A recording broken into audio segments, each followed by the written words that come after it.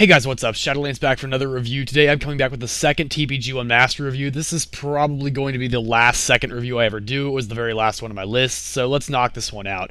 Gotta say, I used to really dislike the gun, and the very first review I did on this gun was really not that good, actually. It's been unnerfed since. I got to take a look at some of the statistics behind it again, some of the damage drop-off stuff, and all that kind of stuff, and this gun has been pretty much fixed. It's actually, once again, quite a good gun, although I still say I prefer the TRG-SE and some of the other guns like the MSR. But granted, this gun has had a lot of fixes to it, so let's go into the stats before I start comparing it. Damage of 100, that's probably its biggest perk. This thing is possibly the most consistent one-shot kill in the game, excluding the DSR-related guns. Portability is 43, that's very high for a bolt-action sniper, especially one like this, so that's really good. Rate of fire is 16, so it's definitely up there with the rest of the TPG and TRG series.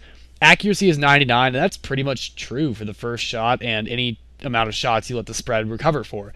Very, very accurate gun. It will almost always hit the mark if you let it. So, recoil is 65, not really noticeable. It's a sniper, it's a bolt action. Not that big of an issue.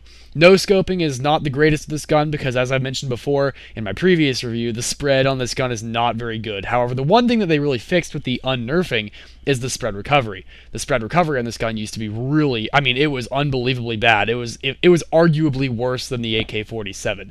But they fixed that. It's certainly better than the AK-47 now, but it's still not stellar. So while it's had that huge unnerfing, it's still not as good as the TRG-SE as far as a quick scoping gun.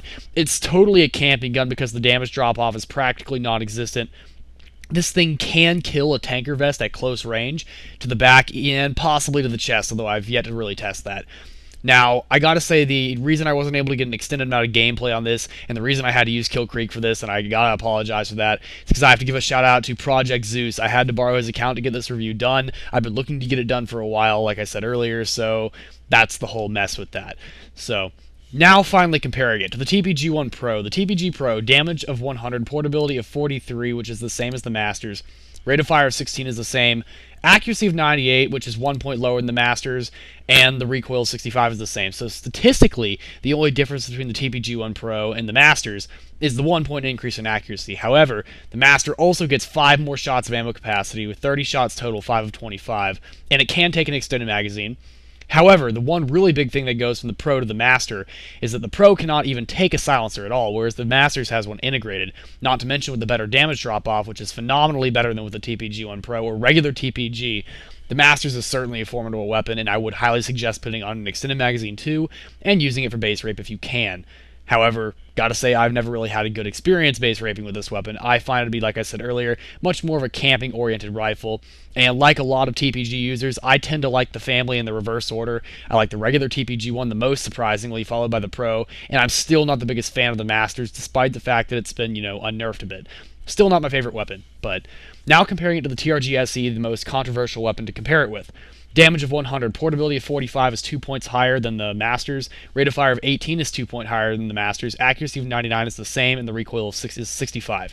However, the TRG-SE is nowhere near the damage level, the damage drop-off of the TPG Master. The TPG Master is much, much better for the damage drop-off, much more consistent one-shot kill across the map. Also, it only has the one-time scope, so if you're looking to quick-scope, although the TRG is arguably a fantastic quick-scoping sniper, that two-time scope can get in the way sometimes, and the Masters doesn't have that, and it still has the high magnification scope for long-range sniping, so there's pros and cons. And also the TRG-SE cannot take a silencer, whereas, like I said earlier, the Masters has one integrated, so there's that.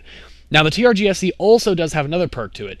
It has 10 of 20 shots, so the same 30 shots that the Masters has, and while it can still take an extended magazine, so 14 shots per magazine, it does have the 10 already, and the reload is pretty much the same as the Masters. The Masters reload is actually quite fast, which is good, and the draw speed is phenomenally fast as well, but that's true of most inexperienced snipers in general.